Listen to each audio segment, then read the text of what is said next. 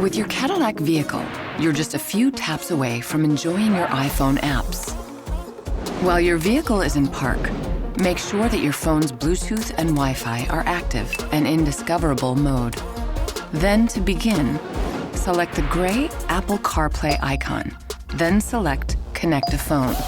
Open your Bluetooth settings, then select your vehicle's name. Select Pair, then follow the prompts to complete the wireless pairing. You will be prompted to enable terms and conditions on the vehicle infotainment screen, and then enable the wireless prompt on your phone. Once paired, Apple CarPlay will launch automatically and you can use your apps. As another option, you can also connect by plugging your phone's USB cable into your vehicle's USB port. You will be prompted to enable the terms and conditions if you haven't, and Apple CarPlay should launch right away. Just follow the prompts on your phone to enable wirelessly. So now you can make calls, get directions, access your calendar, play your tunes, or ask Siri to read your messages, all from your vehicle infotainment screen.